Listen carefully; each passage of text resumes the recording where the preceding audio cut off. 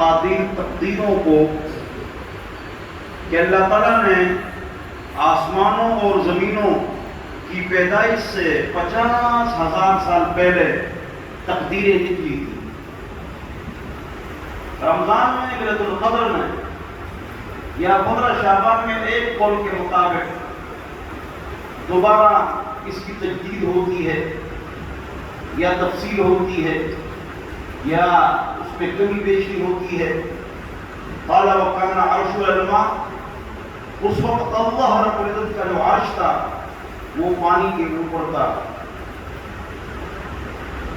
آپ حضرات کے سامنے یہ بات آئی تھی کہ اللہ رب العزت نے سب سے پہلے قلم کو پیدا فرمایا۔ قلم، اللہ تعالیٰ کا عرش پانی کے اوپر تھا، اس سے پہلے اللہ نے قلم کو پیدا فرمایا۔ اس لیے یہ کہا جائے گا کہ اللہ تعالیٰ ہر جگہ موجود ہے۔ یہ غلط ہے کہ اللہ تعالیٰ ہر جگہ میں موجود ہے، یہ غلط ہے، بلکہ کفریہ جملہ ہے۔ لیکن عام لوگ تو نہیں سمجھ سکتے ہیں، اور وہ سمجھتے ہیں تو اگر وہ اس طرح بولے تو وہ کافر نہیں ہوں گے، وہ گناہگار ہوں گے، ان بیچاروں کو پتہ ہی نہیں، اس لیے یہ بہت مشکل مسئلہ ہے۔ اللہ ہر جگہ موجود ہے، اس لیے کہ جب جگہ نہیں تھی تب بھی اللہ موجود تھا۔ تو اللہ نے سب سے پہلے قلم کو پیدا فرمایا۔ محدث کبیر، مورخ، فقیہ ابو الفدا اسماعیل بن کثیر الدمشقی رحمۃ اللہ علیہ نے البدایہ والنہایہ کے اندر تفصیل سے احادیث ذکر فرمائی کہ اللہ تعالیٰ نے سب سے پہلے قلم کو پیدا فرمایا اور قلم کو کہا اکتب المقادیر، تقدیریں لکھو، شاباش، سب کچھ لکھو۔ 50,000 سال پہلے معلوم ہوا کہ 50,000 سال پہلے اللہ تعالیٰ کا عرش پانی کے اوپر تھا، تو اس سے پہلے کیا تھا ہم کو پتہ نہیں۔ جب کچھ نہیں تھا تو اللہ ہے، تو اللہ تعالیٰ کا عرش پانی کے اوپر، اس کے بعد اللہ تعالیٰ نے اس کائنات کو 6 دنوں میں پیدا فرمایا، نہ کہ 7 دنوں میں۔ نقطہ، اللہ تعالیٰ عام کی جبک میں اس دنیا کو پیدا فرما سکتے تھے، تو اللہ تعالیٰ نے 6 دن کیوں لگائے؟ سوال جواب۔ اس کا جواب یہ ہے کہ اے لوگوں، دنیاوی کام آہستہ آہستہ کرو، انتظامی کام آہستہ آہستہ کرو، یہ مطلب، لیکن دین کے کام کے لیے بھاگو، فاستبقوا الخیرات، دین کے کاموں کے لیے بھاگو، فاسعوا الی ذکر اللہ، یہ جمعہ کو اذان ہو جائے تو نماز کے لیے بھاگو، ففروا الی اللہ، اللہ کی طرف بھاگو۔ تو دین کے لیے بھاگو، دنیا کے لیے آرام سے، ہم دنیا کے لیے بھاگتے ہیں، پورا روڈ بھرا ہوا ہے، جاؤ مارکیٹ کھلی ہوئی ہے، اور آخرت کے لیے بھاگتے نہیں ہیں، تو اس کا نقصان وہی ہوگا جو چائنا اور رشیا کو ہے اور یورپ امریکہ کو ہے، ہمیشہ پریشان، خودکشیاں، ہر شہر میں 20 پاگل خان ہیں، کوئی سکون نہیں۔ 5 دن کماتے ہیں، 2 دن شراب اور بدکاری سمندر کے کنارے اور کلبوں میں کرتے ہیں، ان کے پاس سکون نہیں، سکون بالکل ان کے پاس نہیں۔ سکون اللہ نے دین میں رکھا ہے۔ اللہ رب العزت نے سکون جو ہے وہ دین میں رکھا ہے، تو اللہ تعالیٰ نے 6 دن میں اس سسٹم کو بنایا، اور ہفتے کا جو دن ہے اس میں کام نہیں فرمایا۔ اس لیے ہمارے زبان میں ہفتے کے دن کو کیا کہتے ہیں؟ خالی روز، خالی کا خالی ہونے کے کارنوں سے، ٹھیک ہے نا جی، یہ خالی تھا۔ تو بہرحال اللہ تعالیٰ نے سوال پیدا ہوتا ہے، بلکہ اکثر لوگ یہی سوال کرتے ہیں، بس بھئی اللہ نے سب کچھ لکھ لیا کہ فلاں آدمی قتل کرے گا، جب وہ قتل کرے گا تو اللہ مارتا کیوں ہے؟ پرانے ساتھیوں کو پتہ ہے، ہمارے مقتدیوں کو پتہ ہے، نئے لوگ بیٹھے ہوئے 10-15، ان کو سنانا ہے، غور سے سنو۔ جواب، اللہ نے ہمارا اختیار لکھا ہے۔ کل یہ آدمی اپنے اختیار سے خود بخود کیا کرے گا؟ اللہ نے یہ لکھ لیا۔ سوال پتہ جواب، اللہ نے ہمارا اختیار لکھا ہے۔ دوسرا انداز، یہ انسان خود بخود کل کیا کرے گا اپنے اختیار سے؟ اللہ نے وہی لکھا ہے، تو فائدہ کیا ہوا؟ جواب، اللہ نے بتا دیا کہ ایک کام آپ نے کیا نہیں ہے، میں عالم الغیب ہوں، مجھے پہلے سے معلوم ہو کہ آپ خود اپنے اختیار سے کیا کرو گے، یہ بات مجھے پہلے سے معلوم تھی اور میں نے لکھی۔ علی حیدر کرار نامدار عزتدار علمدار سے کسی نے پوچھا کہ تقدیر کیا ہے، تو انہوں نے کہا طریق المظلم لا تسلک، یہ ایسا راستہ ہے جو اندھیر نگری ہے وہاں مت چلو، کچھ تو بتاؤ۔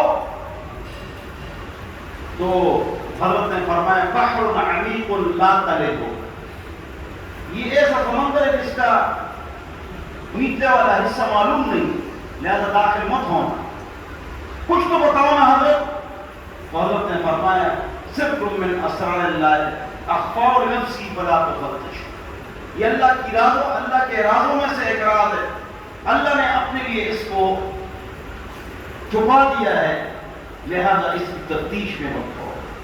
ایک آپ نے پوچھا تقدیر کیا ہے، کہ ایک پیر اٹھاؤ، اٹھا لیا، دوسرا اٹھاؤ، نہیں اٹھا سکتا ہوں، اتنی تقدیر ہے، اتنا اختیار۔ حضرت سے کسی نے پوچھا تقدیر کی دلیل اور ریفرنس کیا ہے، اور اللہ وجود ہے، اللہ کا وجود ہے،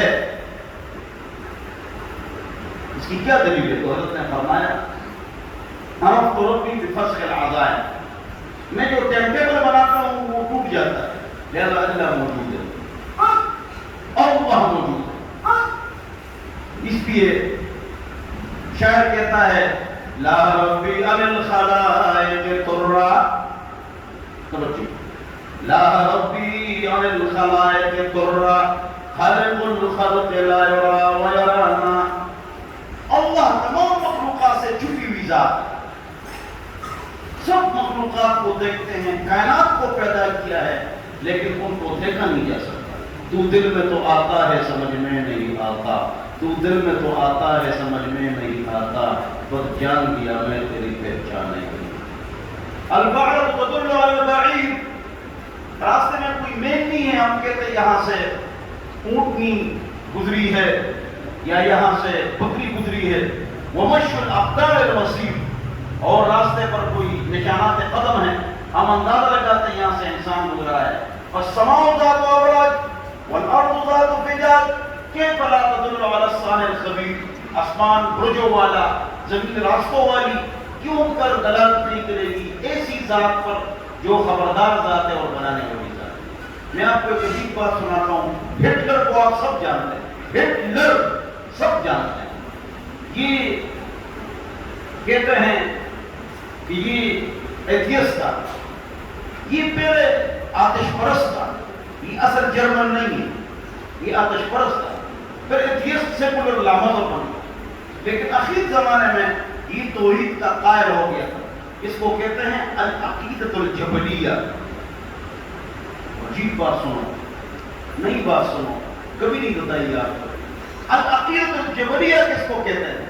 ایک آدمی پہاڑ پر بڑا ہو گیا یا جنگل میں بڑا ہو گیا، کوئی نبی ولی اس کے پاس نہیں کیا، وہ جنت میں جائے گا یا جہنم میں، اس کی تو کوئی غلطی نہیں۔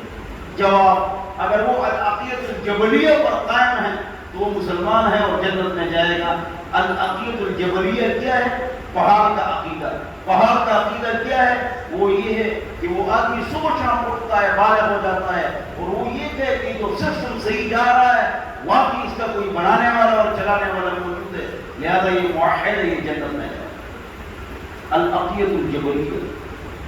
تو ہٹلر نے بھی کہا تھا کہ بہت بڑا بیوقوف آدمی وہ ہوگا جو میدان میں ایک گھڑی کو پا جائے، میدان میں ایک گھڑی کو پا جائے اور گھڑی کو دیکھ کر بروقت ٹک ٹک ٹک کر کے صحیح چلے، اور وہ یہ کہے کہ یہ خود بخود یہ گھڑی پیدا ہوئی ہے تو وہ بیوقوف ہے۔ اسی طرح بروقت سورج نکلتا ہے، لہذا اگر کوئی یہ کہے یہ نظام کچھ بھی نہیں ہے، یہ باطل ہے، تو وہ آدمی بھی بیوقوف ہے۔ تو سب کچھ کرنے والی ذات، صانع، خبیر، اللہ کی ذات ہے۔ کس کی ذات ہے؟ اللہ کی ذات ہے۔ جب اللہ کی ذات ہے تو اسی اللہ کی بات کرو۔ میں آپ سے اکثر یہ بات کرتا ہوں کہ شریعت 3 باتوں کا نام ہے، 3 باتوں پر عمل کرو، زیادہ نہیں۔ اچھی گاڑی رکھو، اچھا بنگلہ، بوٹی، بہترین کپڑے، کھانا پینا، 3 کام کرو۔ نمبر 1 5 وقت نماز، 2 حرام سے بچو, کسی کو تکلیف نہ دو, کسی کا حق نہ مارو, انہیں بولتی گناہ نہ کرو. گناہ سب کو معلوم ہے, بس تو نماز ہی رہ جاتی ہے. قربانی اور زکات تو ایک بار ہے, روزہ تو ایک بار ہے, حج تو ایک بار ہے, سال میں ایک بار ہے, بلکہ حج تو زندگی میں ایک بار ہے. شریعت تو آسان ہے, اللہ اس شریعت پر ہم کو عمل کرنے کی توفیق نصیب فرمائے. یہ تقدیر جو ہے اس کا مسئلہ ہے کہ عالم اس پر بحث کرے گا, عوام اس پر بحث نہیں کریں گے اور نہ گمراہ ہو جائیں گے. جو عالم سمجھدار ہوگا وہ اس موضوع پر بولیں گے, بلکہ سب کچھ اللہ پر چھوڑو. آخر میں ایک لطیفہ سنو, تقدیر کے حوالے ہی سے سچا مزیدار لطیفہ سنو, لیکن اس میں علم ہے. جس طرح ہم کتابیں لکھتے ہیں, مسلمان علماء ڈاکٹر وکیل کتابیں لکھتے ہیں, تو امریکہ اور یورپ والے بھی کتابیں لکھتے ہیں, جس طرح رشیا والے اور چائنا والے بھی کتابیں لکھتے ہیں, تو ہمارے مسلمانوں کے خلاف کتابیں لکھتے ہیں. تو اس میں وہ یہ لکھتے ہیں کہ وہی مسلمان ہمیشہ خوش رہتے ہیں. اس کی وجہ کیا ہے؟ وہ کیا کہتے ہیں پتہ ہے؟ چائنا اور رشیا والے کہ یہ نشہ کرتے ہیں, کیا ہم چرس پیتے ہیں, کیا ہیروئن پیتے ہیں. تمام مسلمان اس لیے خوش ہیں کہ یہ نشہ کرتے ہیں, تو کیا ہم چرس پیتے ہیں؟ آپ لوگ چرس پیتے ہیں, ہیروئن پیتے ہیں. تو بھائی کیا نشہ کرتے ہیں؟ یہ تقدیر کا نشہ کرتے ہیں. تقدیر کہ اللہ رب العزت نے اس پوری کائنات کو کیا کیا, بولو, پیدا کیا ہے. جب اللہ تعالیٰ نے اس پوری کائنات کو پیدا کیا ہے, اللہ ہی نے تقدیریں لکھی ہے, تو مسلمان اس لیے خوش ہے کہ بھائی اللہ نے سب کچھ پیدا کیا ہے, اللہ یہ نظام چلا رہا ہے, خیر کی بات آ گئی, شر کی بات آ گئی, جو کچھ ہو گیا اللہ نے لکھ لیا تھا, کوئی بات نہیں, تو مسلمان خوش رہتا ہے. الخیر فیما وقع, جو واقع ہو جو اس میں خیر ہوتا ہے. والقدر خیره وشره, والقدر خیره وشره من اللہ تعالی. اللهم صل علی محمد.